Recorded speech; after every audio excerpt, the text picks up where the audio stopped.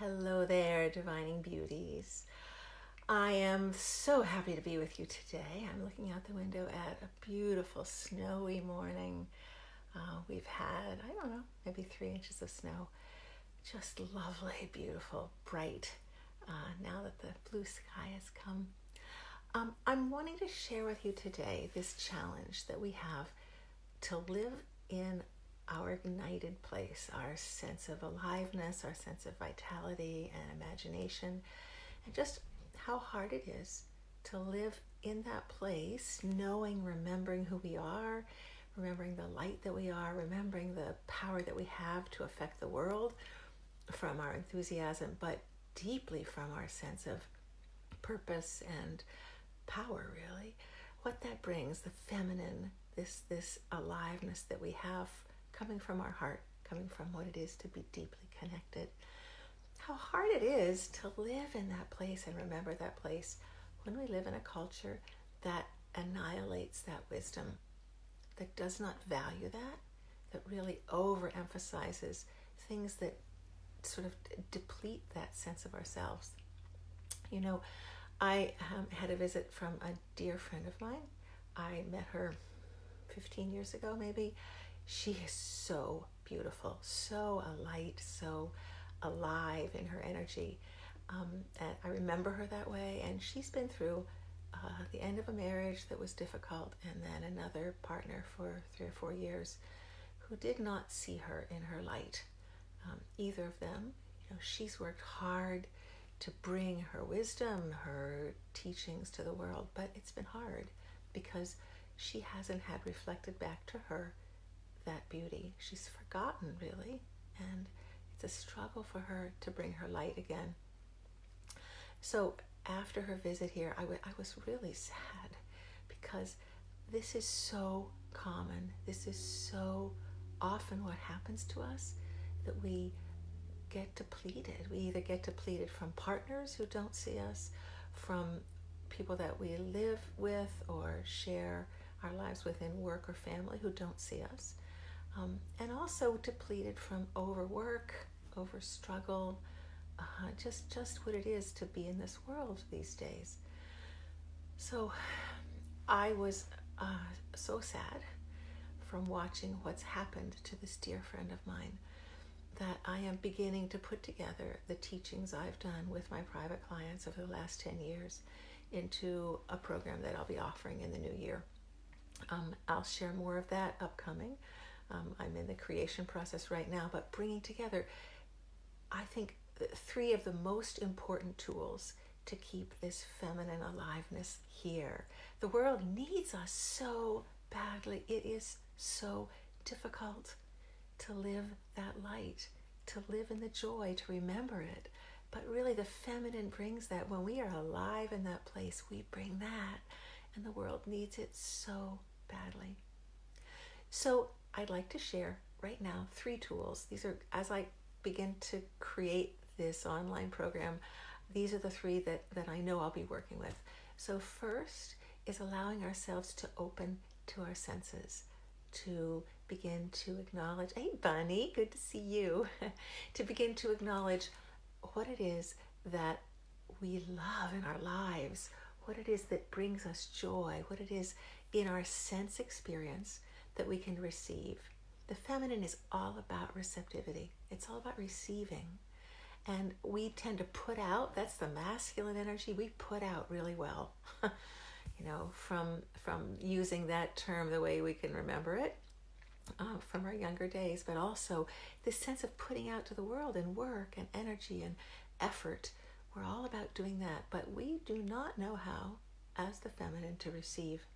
And that is the essence of what we are. We are receptive beings. If you express yourself as a feminine being, this is your core.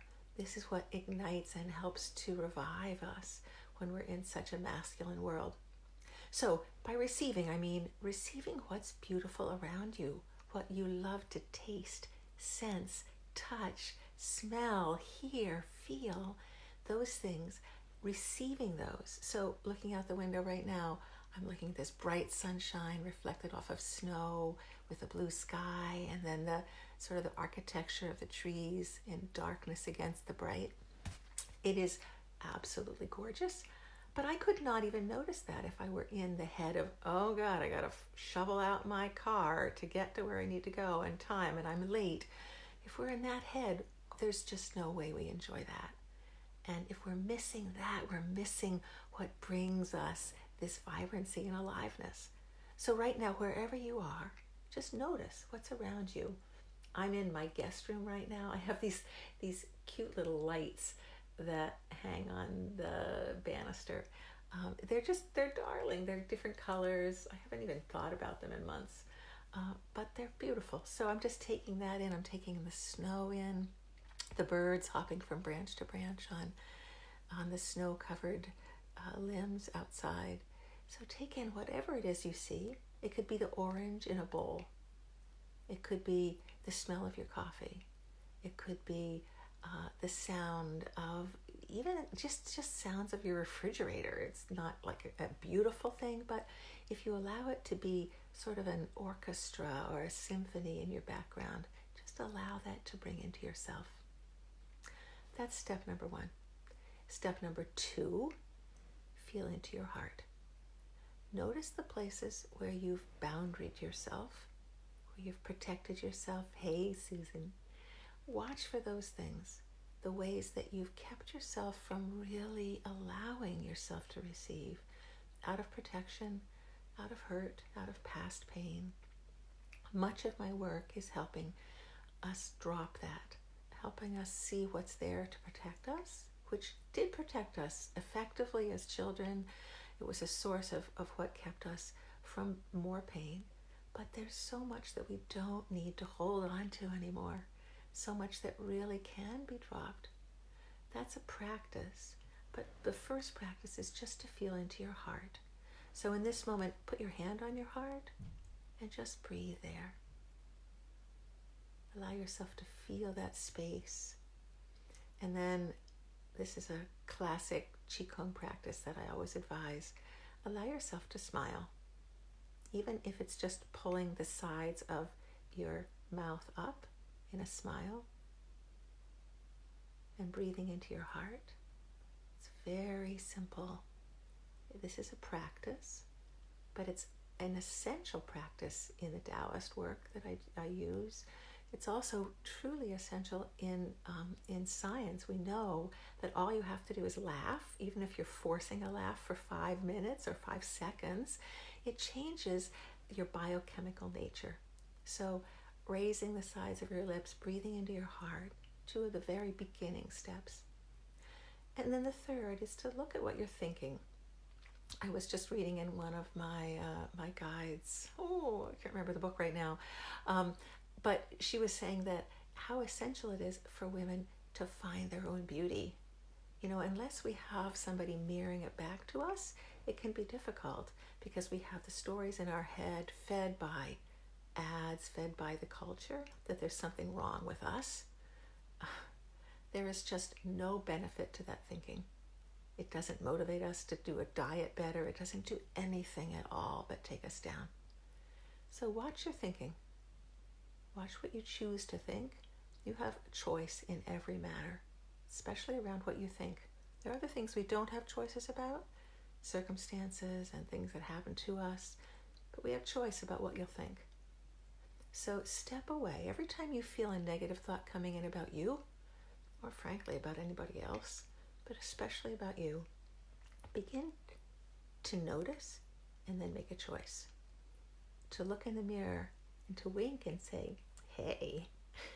Just even to say, God, you're gorgeous today. Anything that you can find that begins to bring you back to that place of choosing thoughts that amplify yourself. So, first, receiving beauty, receiving it from wherever it is, allowing it to come in. Second, letting your heart lead, letting that love that is you as a feminine being be there, beginning to drop some of the stories that tell you you have to protect. And then third, really questioning your mind, questioning those things you think you've believed. Byron Katie talks about really checking to see, to love what is, not necessarily these thoughts that we're having, but really questioning your thoughts. So those three, those are primary steps with every client I work with to begin to shift out of the overwork and the down pull of this hyper-masculine culture we live in, to reviving the feminine, to coming back to pleasure. It is our core requirement for living a joyful life. Not just sense pleasure, not just sex at all, although that's great, but a deeper pleasure. Please make that a priority today. So those of you who are listening, Bunny and Susan, if you have a thought, something that you'll choose to do today to really move that needle, to change some of the habits. It could be what you're sensing, allowing that to be received. It could be thinking about your thoughts, or it could be opening your heart. See what most aligns with where you are right now, and make a vow for today to step toward your pleasure. So please stay tuned. I'll be talking more about the course I'm offering in the new year.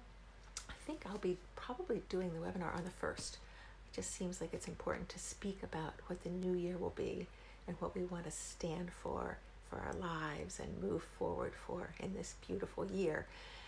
The world needs us so badly, and we need ourselves. We need that light and that love and enthusiasm to be bright so that we can bring it. So stay tuned here. Go to Divining Beauty on my website.